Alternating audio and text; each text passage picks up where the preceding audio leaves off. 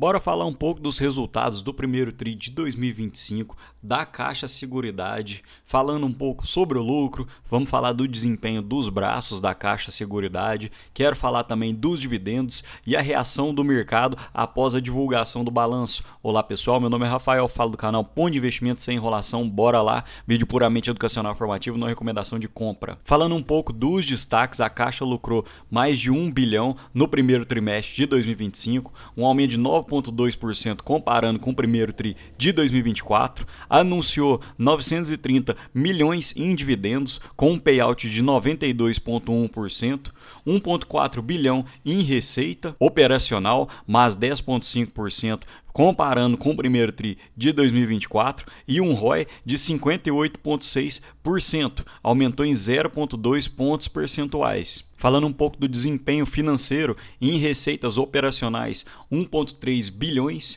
comparando na ótica anual um aumento de 10,5% e uma queda tri por tri, muito normal, é a sazonalidade do negócio. O último trimestre do ano normalmente é um pouco mais forte, porém comparando anualmente houve um aumento de 10,5%, o lucro líquido um aumento de 9,2% comparando com 2024 e um ROI de 58,6%, praticamente em linha com o que foi desenvolvido no primeiro TRI de 2024, porém uma queda acentuada olhando para o quarto TRI de 2024. Esse foi o primeiro ponto que desagradou o mercado, a queda no ROI. Para quem não está familiarizado, o ROI seria o lucro líquido dividido pelo patrimônio líquido, então houve uma queda bem acentuada, 56% das receitas vieram das participações e 44% da distribuição.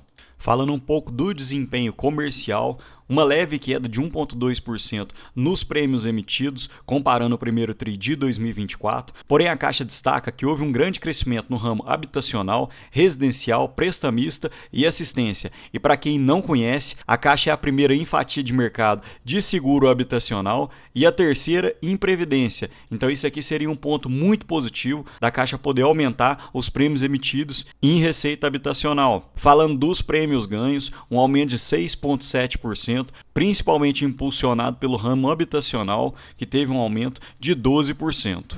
Falando um pouco do setor de seguros, olhando na ótica de sinistralidade, um aumento, olhando com o primeiro TRI de 2024, de 21,6 para 24,6. Isso é algo muito negativo. A sinistralidade, pessoal, seria a diferença entre o que o segurado paga e o que a Caixa Seguridade devolve. Então, por exemplo, se você tem um seguro habitacional e você paga por ano R$1.000, porém o que você utiliza é apenas R$200, então o índice de sinistralidade ficaria em 20%. Então, quando a Caixa tem esse aumento de sinistralidade, significa que ela está pagando mais, ela está devolvendo mais aos seus segurados. A taxa de comissionamento praticamente em linha, 21%.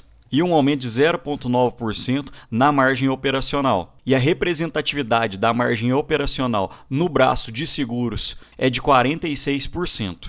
E só um detalhe que eu havia esquecido de comentar, a Caixa trabalha com 3 braços de receitas, o de seguro que já mostrei, o de acumulação, que é esse que vou mostrar agora, o setor de distribuição que quero mostrar mais à frente. Falando um pouco de previdência, em contribuições de previdência, quando a gente olha a contribuição líquida, houve uma queda em torno de 100 milhões de reais e as reservas de previdência realmente são impressionantes da Caixa, de 179 milhões e a taxa de administração gira em torno de 1,08, então acaba que a Caixa ganha muito dinheiro em cima da administração de previdência. Capitalização, um acréscimo de 8,7% e as reservas de capitalização também 2 bilhões. E em consórcio, cartas de crédito aumentaram em 37,8% e no estoque de cartas de crédito, a Caixa tem 36 bilhões e ela cobra uma taxa de administração em torno de 3%. Assim ela acaba ganhando dinheiro nesse braço de acumulação. Na receita operacional, um aumento de 15,6%, a margem operacional de 13,6%. E esse braço realmente surpreendeu, aumentou em 16% o total de acumulação na receita operacional e um aumento de 14% na margem operacional. Esse braço de acumulação representa 26% da margem operacional total da Caixa Seguridade. Agora o último braço, que seria de distribuição, em receitas de corretagem, aumento de 13,1%, aumento na margem operacional de 3,6%. Quem quiser dar um pause para olhar a corretagem por segmento, porém no consolidado um aumento de 13%. E na margem operacional um aumento de 4%. Esse braço representa 28% da margem operacional total da Caixa Seguridade. Falando um pouco do índice de despesas administrativas, praticamente em linha, olhando 2024 com 2025, de 10,3 para 10,4. E o índice combinado, esse é um índice que muita gente, muitos analistas gostam de olhar para esse setor, que seria um indicador financeiro que mede a lucratividade das operações de seguros de uma companhia, comparando os custos operacionais com os prêmios ganhos. Então, nesse indicador, pessoal, quanto menor, melhor. Então, quanto mais a Caixa Seguridade conseguir baixar, ou ela está tendo menores custos operacionais, ou está tendo maiores prêmios ganhos. E a Caixa conseguiu aumentar em 2,6% nesse índice, o que é algo negativo para a companhia. Agora, falando da receita operacional e da receita financeira, para você entender melhor, resultado operacional seria aquele resultado que vem da operação da empresa, do que ela realmente faz. E resultado financeiro seria principalmente, por exemplo, uma carteira de investimentos. Vou dar o exemplo da Caixa Seguridade. Hoje ela tem uma carteira de crédito que é dividida em pré-fixado, pós-fixado de fundos, inflação e outros. E o percentual anual de títulos pré-fixados gira em torno de 11,4%, o que foi um aumento comparado com o ano passado, principalmente por causa do aumento da Selic. Então, a Caixa Seguridade ganha dinheiro de duas formas. Uma na receita operacional, que aqui no gráfico está relacionado pelo azul mais escuro, e outra é o braço financeiro, que representa 31% do lucro líquido. Então é interessante notar que quando a Selic aumenta, o resultado financeiro cresce.